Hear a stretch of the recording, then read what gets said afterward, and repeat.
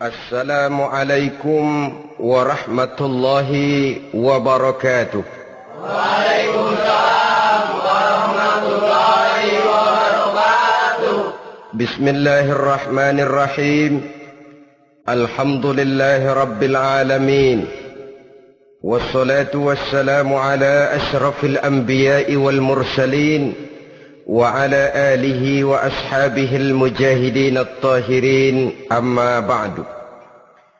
Saudara-saudara kaum muslimin rahimakumullah. Pada dasarnya agama adalah aturan. Orang yang beragama adalah orang yang hidup memakai aturan. Berbeda dengan undang-undang hukum pada umumnya, maka aturan agama ini tidak hanya berisi perintah dan larangan. Ia di samping berisi perintah juga berisi anjuran, pembolehan, pencelaan, dan larangan. Dalam bahasa yang lebih dikenal, perintah adalah sesuatu yang apabila dilaksanakan beroleh pahala, sedang apabila ditinggalkan mendapat sanksi dosa. Amalan semacam ini dinamakan amalan yang wajib. Sedangkan anjuran, sesuatu yang apabila kita kerjakan beroleh pahala, apabila kita tinggalkan tidak beroleh dosa. Amalan semacam ini dikenal dengan amalan sunnah. Pembolehan adalah sesuatu yang boleh saja, artinya boleh dikerjakan, boleh pula ditinggalkan. Dan amalan semacam ini kita sebut dengan amalan mubah. Pencelaan adalah sesuatu yang berpahala jika ditinggalkan, tapi tidak berdosa manakala dikerjakan, dan ini dinamakan perbuatan yang makruh. Sedangkan larangan, sesuatu yang apabila dikerjakan beroleh dosa, apabila ditinggalkan beroleh pahala, dan amalan semacam ini lazimnya dinamakan amalan atau perbuatan yang haram. Kalau agama merupakan aturan, maka konsekuensinya tentu ia berisi perintah dan larangan. Apabila perintah dilaksanakan, maka Allah Subhanahu wa ta'ala memberikan balasan berupa pahala. Sedangkan apabila larangan yang dikerjakan, Allah pun akan memberikan ganjaran yang bernama dosa. Baik pahala maupun dosa adalah sesuatu yang abstrak, sesuatu yang tidak nampak, tidak kelihatan oleh pandangan mata yang zahir. Itu sebabnya barangkali di zaman materialistis seperti sekarang ini, orang kurang tergerak mengejar pahala dan malah kadang-kadang terangsang untuk berbuat dosa. Karena pahala dan dosa sesuatu yang tidak kelihatan oleh pandangan mata yang zahir ini. Namun sungguh pun demikian, pahala dan dosa bisa mendatangkan kebahagiaan atau kegelisahan batin. Bersabda Rasulullah sallallahu alaihi wasallam, "Idza sarratka hasanatuka wa sa'atka sayyi'atuka fa anta mu'min." Apabila perbuatanmu yang baik menyebabkan engkau bahagia, apabila perbuatanmu yang baik menyebabkan engkau gembira, dan perbuatanmu yang jahat menyebabkan engkau jadi susah, itulah tanda bahwa di hatimu masih ada iman. Artinya, belum tentu orang yang berbuat baik merasa bahagia dengan kebaikan yang dikerjakannya.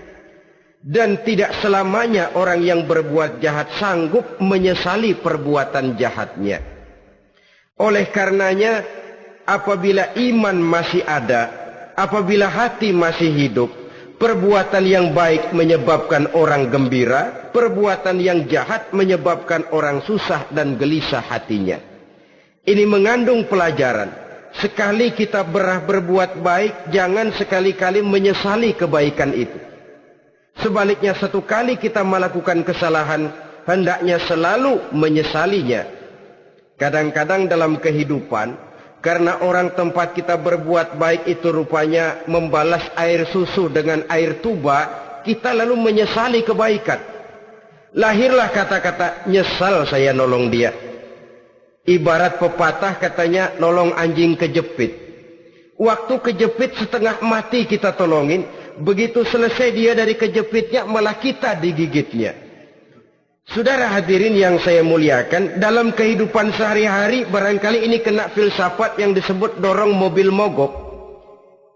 Ketika mobil mogok setengah mati kita dorong, begitu mesin hidup ditinggalkannya kita di belakang. Sesungguhnya perbuatan kita yang baik tidak harus disesali. Karena disesali atau tidak, toh perbuatan itu sudah kita lakukan. Dan penyesalan atas segala kebaikan hanya akan mengurangi nilai pahala kebaikan itu sendiri. Berbahagialah apabila berbuat baik. Walaupun orang yang kita melakukan kebaikan membalasnya dengan kejahatan. Menyesalah apabila berbuat kesalahan, apabila melakukan dosa. Karena itu pertanda nilai iman yang masih hidup dalam jiwa kita. Saudara-saudara kaum muslimin yang berbahagia. Jadi sungguh pun pahala dan dosa sesuatu yang abstrak. Efeknya jelas, dia mendatangkan kebahagiaan atau membawa kepada kegelisahan batin di dalam kehidupan manusia. Orang di zaman materialis kurang terangsang berbuat pahala dan terdorong melakukan dosa. Kenapa? Karena pahala tidak kelihatan, dosa tidak nampak. Kalau pahala kelihatan, barangkali nggak kuat kita mikul pahala. Kalau dosa benjol, umpama tiap bikin dosa palanya benjol, barangkali sudah nggak karu-karuan kepala kita. Baik pahala, baik dosa, sesuatu yang tidak nampak oleh pandangan mata zahir, tapi yang punya efek dalam kehidupan ini. Orang yang banyak pahalanya dengan orang yang banyak dosanya, kalau dia berjalan barangkali sulit kita membedakan. Tapi efeknya dalam kehidupan ini jelas adanya. Sesuatu yang bernama pahala kita perlukan, karena hidup tidak berhenti hingga di sini. Sesuatu yang bernama dosa harus kita hindarkan, karena ada kelanjutan sesudah hidup yang sekarang ini. Kehidupan dari satu pertanggungan jawab. Itu sebabnya Imam Ghazali dalam bahasa yang indah sekali berpesan, "Jaddidis safinah fa innal bahra amiq wa khuziz zad fa inna safara ba'id." Perbarui selalu kapalmu, rawat, jaga baik-baik, dandani kapalmu, fa innal bahra amiq, karena sesungguhnya lautan ini sangat dalam. Satu bahasa yang indah dari tamsil terhadap kehidupan. Perbaiki kapalmu karena lautan ini sangat dalam. Artinya, jaga baik-baik hatimu. Pelihara iman dan keyakinanmu. Karena hidup ini bagaikan gelombang lautan. Tempo-tempo air tenang, tempo-tempo ombak menggila dan menggunung. Jaga iman baik-baik karena hidup penuh dengan cobaan dan ujian. Itu maksudnya. Wa khuziz zad fa inna safara ba'id. Dan bawa bekal yang banyak karena perjalanan hidup ini sangat panjang. Perjalanan ini sangat jauh. Kita kalau pergi keluar kota tentu saja membawa bekal. Makin jauh kota yang akan kita tuju, makin banyak bekal yang harus kita bawa. Alangkah sengsaranya manusia apabila dia akan pergi ke satu kota yang jauh, modalnya cuma nekat. Bagaimana nanti di sana sajalah. Tidak membawa bekal sebagaimana yang sewajarnya. Hal yang semacam ini senangnya sih belum tentu, keblangsak dan susahnya sudah kebayang. Itu dalam kehidupan di dunia ini. Bagaimana kalau sudah bicara tentang kehidupan yang akan datang? Karena sesungguhnya hidup ini merupakan satu perjalanan yang sangat panjang. Sejak kita tinggal di alam arwah, pada saat jasad belum lagi diciptakan Allah, ruh sudah diciptakannya lebih dahulu. Sampai kemudian kita pindah ke alam rahim, alam kandungan ibu. Untuk kemudian berpindah kepada kehidupan dunia. Dari dunia ini kita pindah ke alam barzakh.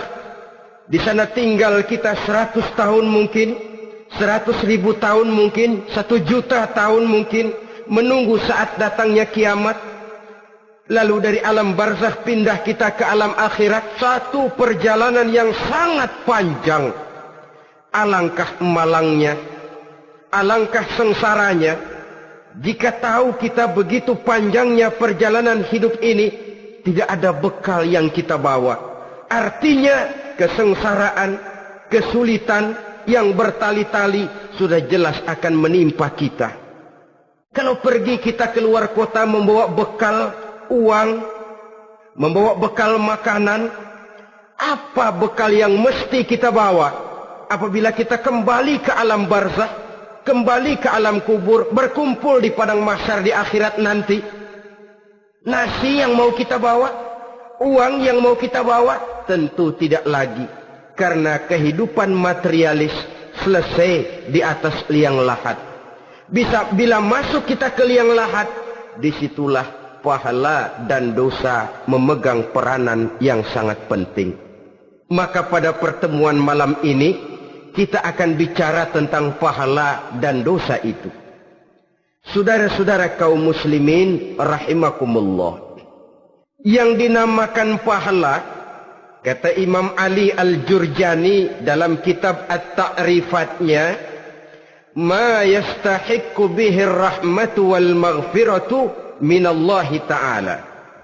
Sesuatu yang pelaksananya berhak untuk mendapat rahmah dan ampunan dari Allah.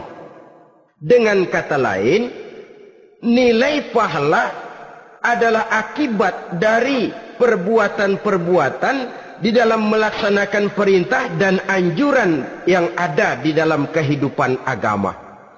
Apabila perintah dan anjuran kita laksanakan, nilai pahala itu lalu datang. Nah, nilai pahala dalam Islam menurut konsepsi Quran, Allah menjelaskan, man jaa bil hasanati falahu asyru amsalihha.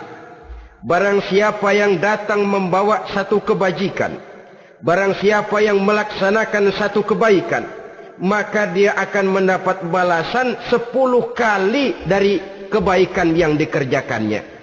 10 kali ini pun masih dilipat gandakan dengan 7 ini pun masih dikalikan 100, dan itu pun masih ditambah dengan pernyataan wallahu yudha'ifu liman yasha. Allah masih akan melipat gandakan perbuatan baik seseorang yang dikehendakinya. Itulah nikmatnya dalam Islam. Tetapi sebaliknya, wa man jaa bisayyi'ati fala yujza illa mislaha. Barang siapa yang melakukan satu kejahatan, dia tidak akan mendapat balasan kecuali sesuai dengan kejahatan yang dikerjakannya. Alangkah rahman dan rahimnya Allah. Orang yang berbuat baik dibalas 10, dikali 7, dikali 100, masih dilipat gandakan pula. Tapi orang yang berbuat jahat tidak akan mendapat balasan kecuali sesuai dengan kejahatan yang dikerjakannya. Ini kan beda dengan sifat kita manusia. Kita ini kadang-kadang kalau dijitak membalasnya mukul. Tapi kalau orang berbuat baik kepada kita, kita enggan untuk berbuat baik kepada orang tadi. Allah tidak mengajarkan begitu. Satu kebaikan berbalas 10. Satu kejahatan berbalas dengan satu kejahatan. Maha Rahman dan Rahim Allah. Bahkan dalam Islam, niat berbuat baik saja mendapat pahala. Sedangkan niat berbuat jahat belum ditulis merupakan satu dosa sampai kejahatan itu dikerjakan oleh orang yang niat tadi. Umpamanya, saudara niat nanti malam giliran pengajian saya mau hadir di majelis taklim. Pas datang waktu malam hujan turun sangat lebat. Saudara berhalangan datang ke majelis taklim, saudara sudah mendapat pahala niat. Tapi saudara niat nanti malam kalau turun hujan, saya mau bongkar rumahnya si fulan, saya mau curi seluruh harta bendanya. Ternyata malam saudara tidak mengerjakan perbuatan itu belum ditulis dosa sampai perbuatan itu benar-benar dikerjakan. Tapi lalu jangan macam-macam, kalau begitu niat aja yang baik biar nggak usah dikerjain. Niat aja pengen ngaji walaupun tidak ada niatan untuk ngaji. Allah lebih tahu tentang apa yang terdetik di dalam hati sanubari kita. Itulah sebabnya sangat dianjurkan orang untuk melakukan segala macam kebajikan. Dan dianjurkan orang menjauhkan segala macam bentuk kejahatan. Karena dia akan berefek melahirkan dosa dan pahala. Dosa dan pahala itulah alat untuk memperoleh kebahagiaan di alam kubur, di padang mahsyar, sampai di akhirat nanti. Di dunia ini mungkin segalanya bisa kita beli dengan yang namanya uang. Keamanan kita bisa menyewa petugas untuk menjaga rumah kita. Kendaraan yang mewah bisa kita beli. Udara yang sejuk bisa kita ciptakan. Siapa banyak uang, dia raja. Mungkin itu di dunia. Tapi bisa apa uang kalau kita sudah masuk ke alam kubur? Bisakah munkar nakir kita sogok? Udah karkir, jangan nanya nih, cepet. Bisakah malaikat azab menyingkir dengan uang semir? Ternyata tidak. Untuk memperoleh kebahagiaan di sana, nilai pahala. Kesengsaraan akan kita dapat kalau kita banyak menumpuk dosa. Oleh karena itu jangan beranggapan, pahala nggak kelihatan, dosa juga nggak kelihatan, biarin saja. Yang tidak kelihatan ini pada waktunya akan memegang peranan yang sangat penting. Tapi tidak cuma untuk menghadapi hidup di situ, kita lalu harus berbuat baik dan meninggalkan yang jahat. Terutama juga di dunia ini. Toh pepatah bilang gajah mati meninggalkan gading, harimau mati meninggalkan belang. Apa yang akan kita tinggalkan setelah kita mati? Kita ingin jasad kita boleh hancur terkubur tanah, tapi nama kita ingin hidup terus, dikenang orang 100, 1000, bahkan 1.000.000 tahun yang akan datang. Ditulis orang dengan tinta emas dalam sejarah, tercatat kita sebagai orang baik-baik. Saudara-saudara kaum muslimin rahimakumullah. Lalu perbuatan apa yang bisa mendatangkan pahala itu? Saudara-saudara, semua perbuatan yang diperintah dan dianjurkan oleh Allah, yang dikerjakan dengan ikhlas hanya untuk mencapai ridho Allah, mendatangkan pahala. Kadang-kadang menurut pendapat kita remeh, tapi nilainya di sisi Allah besar. Itu pahala. Menghitung pahala itu hak prerogatif Allah. Perbuatan yang ringan Allah mau berikan ganjaran yang besar, itu urusan Allah. Misalnya kata Nabi, la tahqiranna minal ma'rufi syai'an. Jangan kamu menganggap remeh perbuatan baik walaupun kecil. Jangan merasa sulit melakukan perbuatan yang mengandung pahala. Bertemu dengan teman, muka kita cerah, berpahala. Menyingkirkan duri di jalanan, berpahala. Menolong orang yang sesat, memberitahu orang yang bertanya, berpahala. Tidak sulit kalau kita mau. Yang diperintah dan dianjurkan oleh agama, itu perbuatan yang mengandung nilai-nilai pahala. Masalahnya cuma tinggal mau atau tidak, dan dikerjakan dengan ikhlas. Bertemu teman, mukanya cerah, pahala. Menyingkirkan duri di jalanan, pahala. Sedekah, pahala. Tidak berupa perbuatan, bisa berupa ucapan.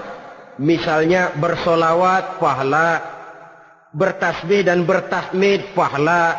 Kata Nabi, kalimatani khafifatani 'alal lisan, saqilatani fil mizan. Ada dua kalimat yang enteng di lidah tapi berat di timbangan akhirat nanti. Apa itu? Subhanallah walhamdulillah. Itu kan amalan yang ringan, perbuatan yang mudah saja, tapi nilainya demikian besar dalam pandangan Allah. Jadi pendeknya, perbuatan yang bernilai pahala adalah perintah dan anjuran agama yang dilaksanakan dengan ikhlas semata-mata untuk mencapai ridho Allah, itu mengandung pahala. Niat dasarnya itu harus karena Allah, landasannya harus karena ikhlas. Bukan cuma sekedar basa-basi, tidak karena ingin dipuji orang, tidak karena mengharap tanda jasa, tapi ikhlas semata-mata.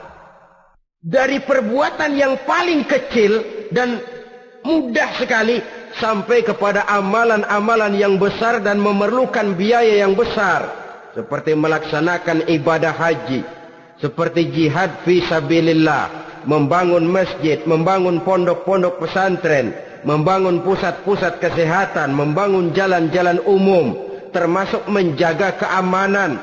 Jangan dikira loh, sistamling umpamanya, menjaga keamanan kampung tidak berpahala.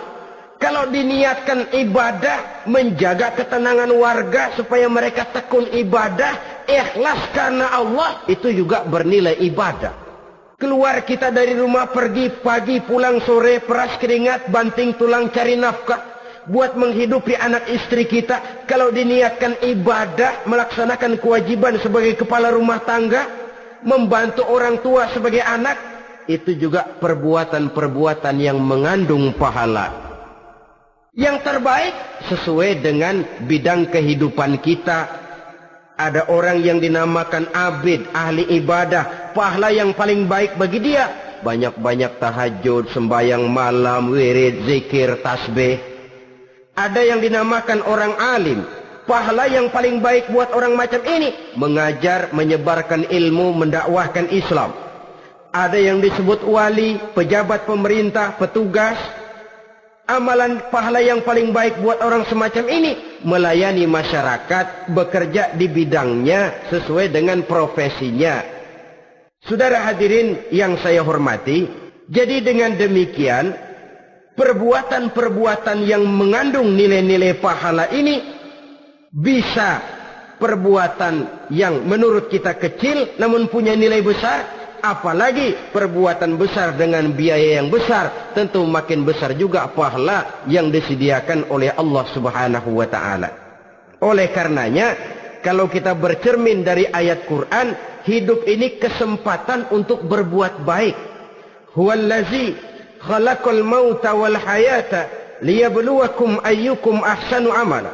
Dialah Allah, Tuhan yang telah memberikan hidup dan mati kepadamu untuk menguji kamu, siapa di antara kamu yang paling baik amal perbuatannya. Jadi tidak saya rinci, tapi cukuplah satu penjelasan global. Perbuatan yang berpahala adalah perbuatan melaksanakan perintah Allah atau anjuran Allah dengan dasar ikhlas, dengan tujuan untuk mencapai ridho Allah semata-mata. Lalu apa perbuatan yang mengakibatkan dosa itu? Saudara-saudara, dosa lahir akibat melakukan larangan Allah atau mengerjakan yang dicelaknya. Nah, para ulama ada yang membagi dosa itu menjadi dua bagian. Ada dosa-dosa kecil, ada dosa-dosa besar. Tetapi sebenarnya ditinjau dari segi hakikatnya, kalau sudah melakukan satu kesalahan yang mengakibatkan dosa, jangan dilihat besar dan kecilnya, tapi kepada siapa dosa itu kita kerjakan. Sebab kalau dosa kita anggap satu yang kecil, orang akan terangsang untuk mengerjakan yang kecil-kecil saja. Sehingga dengan demikian, yang kecil pun akan menjadi besar kalau ditumpuk-tumpuk. Sedangkan yang besar bisa saja menjadi kecil kalau selalu diiringi dengan permohonan ampun kepada Allah. Itu sebabnya para ulama sufi, orang-orang tasawuf mengatakan la saghair ma'al istimrar wala kabair ma'al istighfar. Tidak ada dosa yang kecil kalau dikerjakan terus-menerus, dan tidak ada dosa yang besar kalau digempur tiap saat dengan perbuatan istighfar atau memohon ampun kepada Allah Subhanahu wa ta'ala. Cuma saja pada umumnya, karena dosa-dosa kecil itu lebih mudah taubatnya, dan ada janji Nabi, barang siapa yang meninggalkan dosa-dosa besar akan diampuni dosa-dosanya yang kecil-kecil. Oleh karena itu, pada kesempatan ini kita akan juga bicarakan apa saja yang termasuk klasifikasi dosa-dosa besar, dengan harapan kita bisa menjaga diri, menyelamatkan diri, jangan sampai terjatuh ke dalam dosa-dosa yang besar tadi. Tetapi bukan berarti kita harus terangsang melakukan dosa-dosa yang kecil. Ah, biarin kecil ini, tobatnya gampang. Ah, dosa kelas teri. Ah, dosa itu kan tidak kelihatan. Lalu terangsang melakukan perbuatan dosa-dosa walaupun kecil. Kalau berlarut terus-menerus, dia akan tumbuh menjadi dosa yang besar. Oleh karenanya, jangan sampai mengundang pengertian. Kalau kita membicarakan dosa-dosa yang besar, lalu terangsang melakukan dosa-dosa yang kecil. Karena bagaimanapun juga, dosa kecil dan dosa besar sama dalam arti kepada Allah kita melakukan kesalahan. Dan dosa yang kecil pun kalau bertumpuk, dia akan menjadi banyak. Saudara-saudara kaum muslimin rahimakumullah. Ada beberapa jenis dosa-dosa besar. Jenis yang pertama, asyirku billah. Syirik atau menyekutukan Allah. Dari sekian deretan dosa-dosa besar, syirik ini merupakan bapak moyangnya dosa. Dedengkotnya dosa, itu syirik, menyekutukan Allah. Bahkan dosa yang lain Allah masih mau mengampuni. Tapi kalau sudah syirik, menyekutukan Allah, itu sudah satu dosa yang tidak berampun sama sekali. Oleh karena itu tepat pesan Imam Ghazali tadi. Jadi di safinah fa innal bahra amik. Jaga iman, pelihara akidah, dandani kapal. Karena hidup ini gelombang lautan sangat dalam, hidup banyak cobaan. Di dalam hidup di zaman sekarang ini, saudara bisa perhatikan. Di mana tensi ekonomi tinggi, lapangan kerja sulit, persaingan hidup makin tajam, sifat egois dan individualis tumbuh di mana-mana, rasa solidaritas sosial menurun, sifat gotong royong musnah, orang mudah potong kompas, potong jalan, ingin cepat kaya, ingin cepat naik pangkat, ingin dapat kedudukan. Kadang-kadang akidah pun terjual, akidah pun musnah. Jatuh ke jurang syirik pun tidak jadi soal. Itu yang kita khawatirkan. Kalau dosa-dosa yang lain Allah masih mau mengampuni, tapi kalau sudah jatuh kepada syirik, Allah sama sekali tidak akan memberikan ampun. Dalam kaitan dengan ini barangkali tepat sinyalemen Imam Ali itu. Andai kata kemiskinan merupakan satu kepribadian, saya akan membunuhnya lebih dahulu. Artinya memang kemiskinan ini sering mendorong orang kepada jurang kemusyrikan. Tidak tahan menghadapi godaan perut akibat tensi ekonomi yang tinggi, lapangan kerja yang sulit. Iman pun jadilah ditukar dengan 3 liter beras.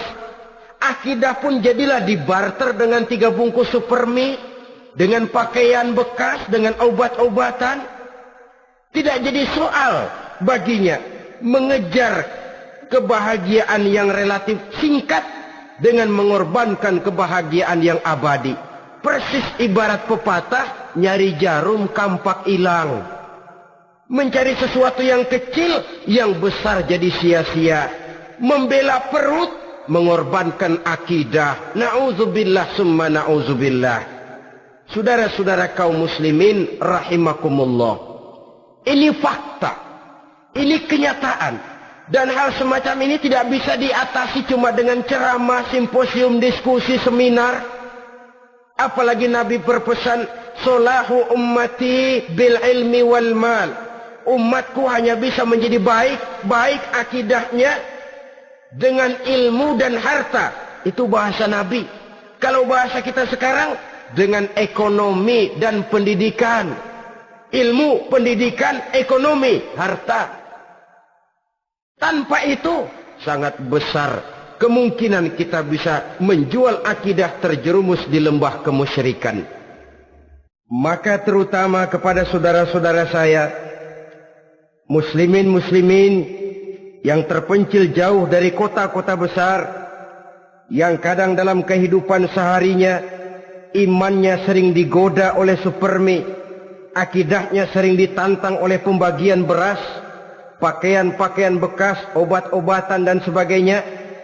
Jaga dan bentengi akidah kita. Lebih baik nyawa berpisah dari badan asal iman jangan berpisah dari hati. Kepada adik-adik saya para remaja, para pemuda di kota-kota besar yang iman dan akidahnya sering ditantang dengan minuman-minuman keras, fasilitas-fasilitas yang menghanyutkan, yang secara terarah dan praktis sedikit demi sedikit menggiring kita untuk keluar dari nilai-nilai akidah. Hati-hati, jaga baik-baik, sebab intan paling mahal, mutiara paling berharga, tidak lain nilai iman ini. Tergelincir kita daripadanya, jatuh ke lembah kemusyrikan, jatuh ke satu dosa yang teramat besar, yang Allah tidak akan pernah memberikan ampun lagi. Ini dosa besar yang pertama. Yang kedua, qatlun nafsi illa bil haq, membunuh orang tanpa alasan yang benar. Di zaman kesulitan ekonomi kadang-kadang orang mudah nekat. Tengok saja, kadang-kadang karena pasal uang 100-200 perak saja nyawa bisa melayang. Kadang-kadang karena urusan yang remeh, salah omong, salah ambil, salah ucap, salah pegang, nyawa bisa jadi melayang. Alangkah murahnya nyawa, seakan-akan kita yang punya. Padahal nyawa itu hak milik Allah. Tidak pantas kita merampasnya, tidak pantas kita menghilangkannya dari jasad seseorang. Oleh karenanya, membunuh orang merupakan satu dosa yang sangat besar. Jangankan kepada orang yang seakidah, orang yang lain akidah saja pun, kalau dia hidup berdamai, rukun, berdampingan, kita harus melindungi. Apatah lagi teman seakidah sendiri. Saudara-saudara kaum muslimin rahimakumullah, pantas kalau Nabi menyatakan, apabila dua orang Islam sudah saling berkelahi, berbunuh-bunuhan, al-qatil wal maqtul finnar, yang membunuh dan yang dibunuh dua-duanya sama-sama masuk neraka. Sahabat heran, ya Rasul, kalau yang membunuh masuk neraka sih wajar, tapi yang terbunuh kok neraka juga, kenapa? Kata Rasul, sebenarnya dia juga cuma sudah niat untuk membunuh, cuma keduluan saja. Andai kata dia tidak terbunuh, tentu dia yang akan membunuh. Saudara-saudara kaum muslimin rahimakumullah, Islam sesuai dengan namanya adalah agama damai. Kita tidak boleh mencari-cari musuh, walaupun tidak boleh lari kalau bertemu musuh. Oleh karenanya, pantang seorang muslim menimbulkan benih keonaran menjadi biang kerok buat lingkungannya. Sesuai dengan namanya, seorang muslim adalah seorang yang dalam hidup senantiasa berusaha menebarkan salam, menebarkan kedamaian, ketenangan dan ketentraman. Dengan prinsip musuh jangan dicari, bertemu pun jangan lari. Yang ketiga, termasuk dalam kelompok dosa besar ini, syurbul khamr, meminum minuman keras. Termasuk di dalam kata khamr ini ganja, morfin, narkotik. Sebab apa? Jenis minuman semacam itu tidak hanya merusak keadaan sekarang, tapi sekaligus merusak kehidupan yang akan datang. Kalau itu jatuh di tangan generasi muda, artinya kan merusak kehidupan masa depan daripada suatu bangsa. Karena apa? Remaja dan pemuda merupakan bentuk miniatur daripada kehidupan bangsa. Akan bagaimana warna umat Islam di Indonesia, bahkan akan bagaimana warna Indonesia 30, 40, 50 tahun yang akan datang, remaja sekarang jawabannya. Kalau remaja kita sekarang ini kerjanya cuma bisa nyekek botol, insya Allah bangsa Indonesia 30-40 tahun yang akan datang akan tumbuh menjadi bangsa teler. Tidak banyak yang bisa kita harapkan. Remaja adalah gambaran masa depan dari satu bangsa, dari satu umat. Dan remaja itu di dalam dirinya secara fitrah terkumpul semua bakat, terdapat semua kemungkinan. Kita ini lahir membawa sifat pemimpin, tapi juga membawa sifat pengacau. Kita ini ada bakat jadi orang jujur, ada bakat jadi pengkhianat. Kita ini ada bakat menjadi orang baik-baik, kita juga punya bakat jadi biang kerok. Kita kemungkinan bisa jadi pemimpin bangsa, tapi juga bisa menjadi pemimpin bangsat. Nanti lingkungan dan pendidikan akan menumbuhkan, membentuk mana yang tumbuh lebih subur. Kalau lingkungan dan pendidikannya lebih banyak bercerita tentang kejujuran, maka nilai kejujuran yang akan tumbuh lebih banyak dalam jiwanya. Dan insyaallah diharapkan dia akan menjadi manusia yang jujur di kelak kemudian hari nanti. Dan masalah minuman keras ini sebenarnya berkait. Kita tidak bisa cuma menyalahkan remaja saja, menyalahkan pemuda saja. Karena bagaimanapun masalahnya kompleks.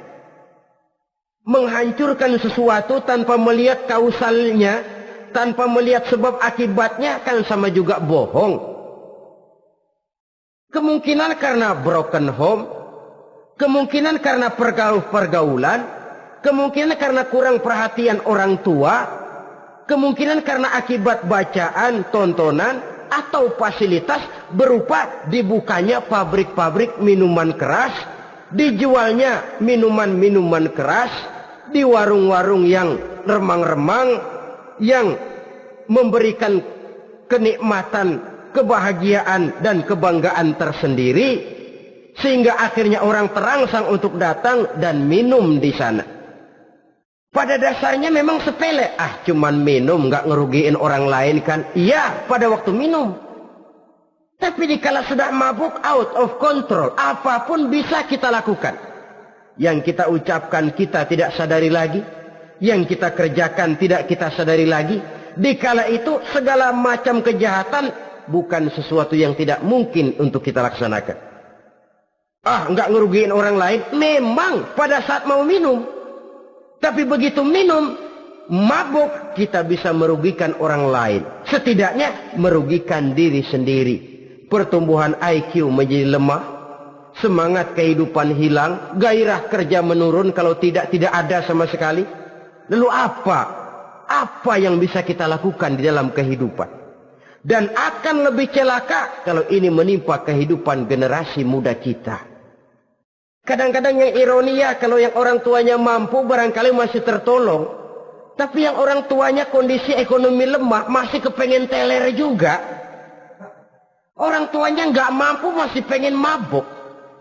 Dari ganja, morfin nggak dapat, akhirnya kaleng cat diisepin. Yang penting kan bisa teler, mendatangkan satu kebahagiaan tersendiri. Itu sebabnya memang satu kejahatan menurut teori polisi ya hanya bisa terjadi karena faktor N dan K, niat dan kesempatan. Niat ada, kesempatan ada, jadi orang jahat. Kurang salah satunya, biasanya kejahatan terbendung. Niat ada, kesempatan tidak ada, sulit berbuat jahat. Kesempatan ada, niat tidak ada, tidak mungkin orang jahat. Tapi yang paling dominan sebenarnya niat. Kalau niat sudah kuat, kesempatan bisa dicari. Kesempatan bisa diciptakan. Biar hansip nongkrong, ditungguin lengahnya. Ya biarin, jam 11 sampai jam 2, matanya melotot, jam 3 dia mulai ngulet, ngempet. Nah, di saat itu saya masuk ke rumahnya. Kalau niat kuat, kesempatan bisa diciptakan. Dan kalau sudah niat, ini masalah hati. Kalau sudah masalah hati, menyangkut soal moral. Moral artinya sudah masuk kepada kehidupan agama. Saudara-saudara kaum muslimin rahimakumullah. Yang keempat yang termasuk jenis dosa besar, az-zina, perbuatan zina.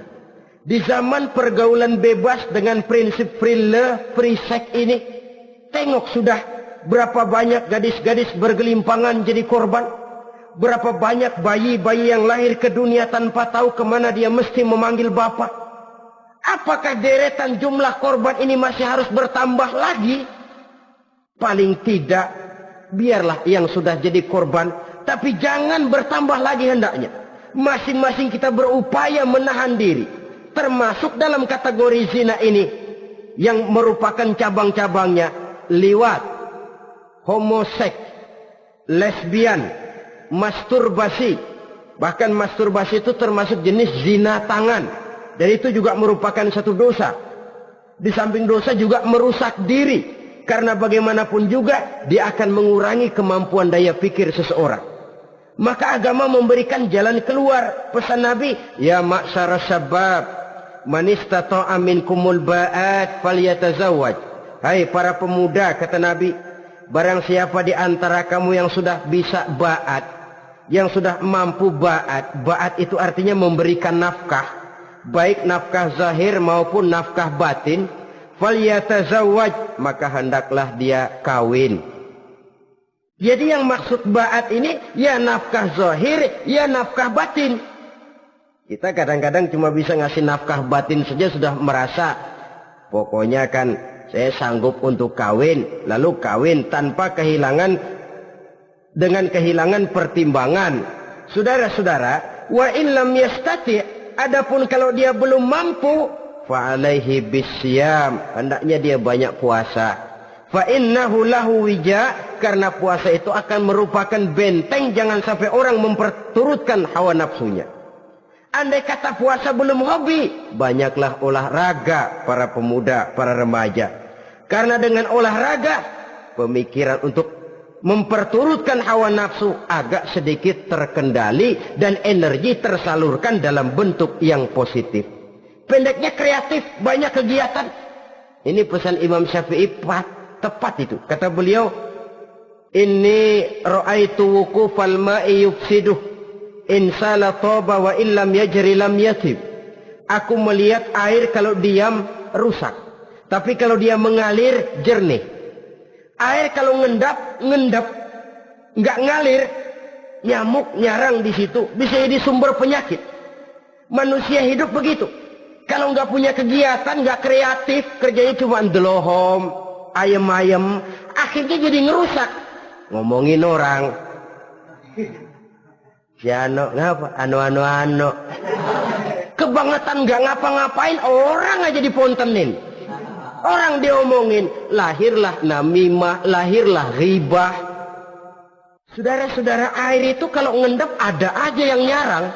Tapi kalau dia ngalir, orang ada kesibukan, insya Allah dia tidak akan jatuh kepada sesuatu yang bisa mengundang dosa. Isilah waktu dengan hal-hal yang bermanfaat. Karena hidup ini singkat dan tidak berjalan mundur ke belakang. Mundur hancur, berhenti diinjak orang. Sekali melangkah, jangan surut mundur ke belakang. Homoseks, terlepas dari penyakit kejiwaan. Sekarang ini kan sudah ada persatuan kaum gay katanya. Meminta perlakuan yang sama dan agar dibolehkan kawin sesama mereka. Secara manusiawi boleh, secara manusiawi kita hargai mereka. Tapi dari kacamata agama, ini jelas merupakan penyimpangan. Dan penyimpangan merupakan suatu dosa, terlepas dari pertimbangan manusiawi. Jangan karena terlalu memperturutkan suara manusiawi, lalu kita mengesampingkan agama. Termasuk lesbian, wadon karo wadon. Kalau homo itu kan lanang karo lanang katanya. Saudara-saudara kaum muslimin rahimakumullah, ini bukan penyakit baru. Liwat, homoseks sudah dikenal dari zamannya Nabi Lut, laki dengan laki. Lesbian dari zaman istrinya Nabi Lut.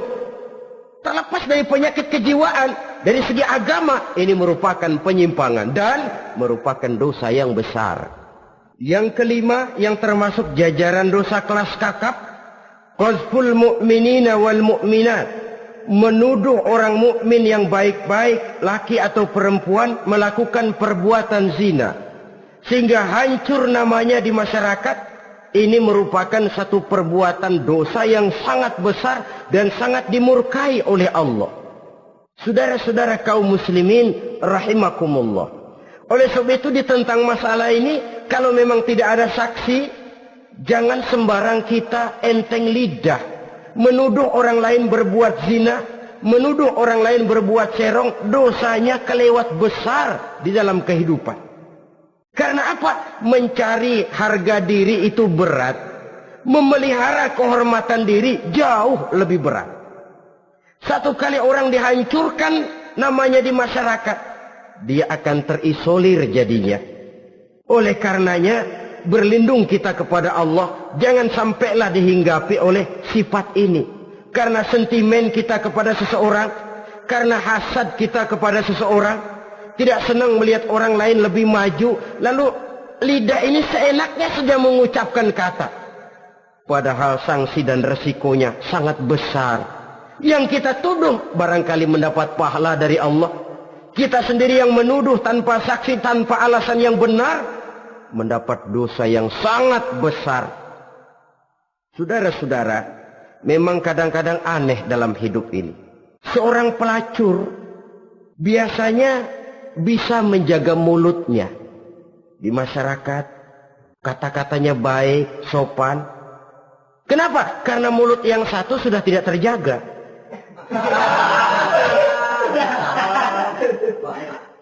Kita kadang-kadang kehormatan bisa kita jaga, tapi mulut tidak terkontrol. Ngomong saenake dhewe, bikin orang mangkel, kesal, fitnah sana, fitnah sini, menghancurkan nama baik orang, ngomongin yang macam-macam. Bagai-bagai macamlah caranya. Saudara-saudara kaum muslimin yang berbahagia. Jadi dengan demikian, menuduh orang lain berbuat zina, sedangkan orang itu tidak pernah melakukannya, ini termasuk satu dosa yang sangat besar di dalam kehidupan ini. Yang keenam, al-'aqu bil walidain, durhaka kepada ibu bapak. Seorang anak, bagaimanapun banyak nilai ibadahnya, banyak kebaikan di masyarakat, menyandang berbagai macam gelar, pangkat dan jabatannya tinggi, tapi kalau sudah durhaka kepada kedua orang tuanya, alamat hidup tidak lagi membawa keberkahan. Dan itu dosa yang sangat besar. Sampai Nabi sabdakan, ridho Allah ada di dalam keridhaan ibu bapak, murka Allah pun ada di dalam kemurkaan ibu dan bapak. Walaupun belum tentu setiap kita orang tua, tapi yang jelas setiap kita adalah anak. Dan setiap anak punya ibu dan bapak. Jangan sampai kacang lupa kepada kulitnya.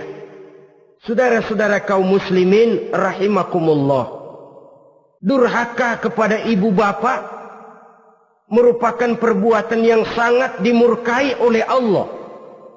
Apalagi ibu yang telah melahirkan kita, bahkan mengandung kita. Begitu juga bapak yang telah berusaha peras keringat banting tulang untuk mengasuh membesarkan kita.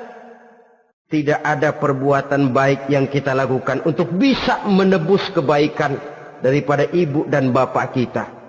Setidaknya kalau belum bisa berbuat baik kepadanya, kepada keduanya, janganlah menyakiti hati keduanya. Itu saja dulu yang harus dijaga. Kadang-kadang sudah berbuat baik enggak, nyakitin melulu. Sudah nyenangin belum bisa, saban sehari nyakitin saja. Padahal kedua orang tua itu doanya manjur, sebagaimana sumpahnya juga bisa jadi kenyataan. Dan sering bahkan menjadi kenyataan. Sampai ibu bapak sudah wafat, sudah meninggal sekalipun, kewajiban berbakti masih harus terus dilakukan oleh seorang anak.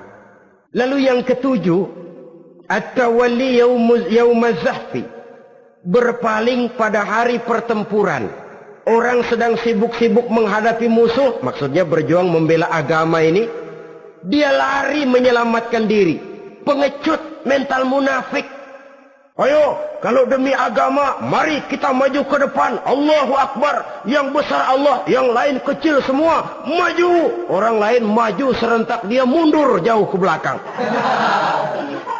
Mental munafik, mental calo istilah sekarang ini. Oh itu calo, mental calo, Tuhan gedek banget itu. Coba ya, calo itu paling sibuk nyuruh penumpang naik. Tapi sementara penumpang naik sampai ke tempat tujuan masing-masing, calonya nggak kemana-mana, diem aja di situ. Cuma orang aja disuruh naik. Saudara-saudara, kerja bakti, orang turun ke comberan, dia naik ke tempat tidur. Mundur di hari pertempuran, menyebabkan orang lain gugur, dia sendiri menyelamatkan diri. Mental pengecut, mental munafik, itu merupakan dosa yang sangat besar. Saudara-saudara kaum muslimin rahimakumullah, itu sebabnya agama itu memerlukan keberanian, memang, tapi bukan keberanian yang tanpa perhitungan. Sebab berani tanpa berhitung namanya berani babi. Kita berani kalau benar, kita harus takut kalau salah. Jangan dibalik. Salah berani, nekat namanya. Benar takut, pengecut namanya. Orang yang pengecut adalah orang yang takut membela kebenaran. Orang yang nekat sesungguhnya udah salah nggak malu lagi, udah salah nekat lagi, merasa rugi berbuat kebaikan, puas kalau berbuat kejahatan. Padahal Nabi pesan, siapa yang berbuat dosa sambil tertawa, nanti dia akan masuk neraka sambil menangis. Karena itu dipesan pula di dunia ini, sering-seringlah mencuci mukamu dengan air mata taubat. Cuci lidahmu dengan zikir kepada Allah. Bersihkan hatimu dengan air ikhlas. Saudara-saudara kaum muslimin rahimakumullah, kan ada toh orang berbuat baik nggak gembira, tapi berbuat jahat malah puas. Atau sama saja, orang lain berbuat baik, hatinya kesel. Orang lain berbuat jahat, dia malah mendukung. Atau orang lain tergelincir berbuat jahat, dia malah girang. Ini kan tidak objektif. Karena yang berbuat baik, orang yang dia keselin, dia nggak seneng. Tetapi karena yang berbuat jahat, orang yang dia senengin, dibenerin juga. Itu nggak objektif namanya. Mundur di hari pertempuran pada saat saudara-saudara kita sedang menghadapi musuh, sikap pengecut yang sangat dibenci Allah. Yang kedelapan, termasuk kelompok dosa besar, aklu malil yatim, makan harta anak yatim. Kadang-kadang ada orang mengeksploitir loh nasib anak-anak yatim. Karena biasanya para dermawan peka kalau mendengar nasib yatim, memberikan santunan. Si yatim belum makan, yang ngurusin udah pada kenyang. Mengeksploitir, memakan harta anak yatim termasuk dosa yang sangat besar. Sehingga Nabi pesan, ana wa kafilul yatim kahataini yaumal qiyamah. Aku dan orang yang menyantuni anak yatim seperti dua jari ini di hari kiamat. Rumah yang paling dimuliakan Allah adalah rumah yang di dalamnya ada anak yatim yang hidupnya dihormati, hidupnya disantuni, keperluannya dicukupi. Maaf saja, tahap kita menyantuni anak yatim ini baru tahap setahun sekali. Kalau Muharram kita agungkanlah, kita besarkan. Lebaran yatim katanya. Kita kumpulkan dana, kita usap kepala yatim, kita kumpulkan beras, kita bagikan hari itu. Perkara bulan depan kelaparan, kita tutup kuping. Perkara bulan berikutnya dia kelaparan, kita masa bodoh. Bahwa di bulan Muharram kita santuni yatim piatu itu sudah baik. Tapi akan lebih baik lagi kalau kita sanggup menjadi bapak asuh mereka, memikirkan sekolah mereka, ada kontinuitas. Kalau mereka diasuh oleh orang lain, lalu bertukar agamanya, berpindah akidahnya, kita ngomel habis-habisan. Tapi kita ada kemampuan, kita tidak mau berbuat semacam itu. Ya sama juga bohong namanya. Saudara-saudara kaum muslimin rahimakumullah. Orang yang menyantuni yatim mendapat pahala besar. Tapi orang yang mengkorup harta anak yatim, dosanya juga sangat besar. Berhati-hatilah kalau kita diberikan kepercayaan oleh masyarakat untuk mengurus anak-anak yatim. Karena pahalanya besar, resikonya juga besar. Yang kesembilan, syahadatuz zur, sumpah palsu. Sebab sumpah palsu ini menggunakan nama Allah untuk sesuatu yang tidak benar. Nama kita saja dibawa untuk yang tidak benar, kita jengkel. Nama kita dipalsukan untuk sesuatu yang tidak baik. Kita kadang-kadang jengkel, tidak puas jengkel, menuntut melalui saluran hukum. Kenapa? Nama saya dicatut. Bagaimana lagi kalau nama Allah kita pakai untuk bersumpah, sumpahnya palsu, menguntungkan kita, merugikan orang lain, Allah murka betul. Maka sumpah palsu termasuk deretan dosa-dosa besar. Apalagi yang ke-10, aklur riba, makan riba alias renten. Ini kan yang cepat mendatangkan uang. Kadang-kadang kalau yang bikin riba itu orang awam barangkali, ya masih kita maklumi. Kadang-kadang penyakit ini datang menimpa mereka juga yang kita kenal kebaikannya. Bahkan suka datang ke musola, rajin ke masjid kadang-kadang. Riba masih dimakannya. Karena cara cari duit paling enak. Duit utuh tambahnya terus masuk. Na'udzubillah summa na'udzubillah. Itu yang diibaratkan dalam perjalanan Mi'raj waktu Nabi diperlihatkan neraka. Orang perutnya sebesar rumah dililit ular. Diseret-seret itu hancur perutnya. Dibulatkan lagi, diseret lagi, hancur lagi. Dibulatkan lagi, terus menerus begitu. Dia berteriak, mengerang, mengeluh, mengaduh kesakitan. Nabi tanya, itu apa Jibril? Itu contoh dari umatmu yang suka makan riba Muhammad. Makan renten. Saudara-saudara, ini kan mencekik leher orang. Orang sedang kesulitan. Kelihatannya sih baik, menolong. Tapi di belakang menolong itu nyekek. Di belakang nolong itu nyekek. Dan nyekek itu sebenarnya tujuan utamanya. Orang yang menjalankan riba pada dasarnya tidak punya peri kemanusiaan kok. Kalau dia kelihatannya mau menolong, kelihatannya motifnya mencari untung di belakang itu. Jauh dari kemanusiaan. Yang ke-11, saudara-saudara, termasuk jajaran dosa besar itu qat'ur rahim, memutuskan silaturahmi. Marah, hobi sama marah. Kalau 3 hari nggak marahan sama orang, ngebet palanya. Selalu nyari gara-gara. Kalau udah marah berlaku perpanjangan waktu. Tahun, 2 tahun, kadang-kadang seumur hidup. Saudara hadirin yang saya muliakan. Apalagi mengurangi timbangan termasuk kelas dosa besar. Makan suap termasuk dosa besar. Semir menyemir dosa besar. Apalagi bunuh diri. Nah ini, bunuh diri dosa besar. Kadang-kadang karena sulit nekat. Daripada hidup susah mendingan mati sekali.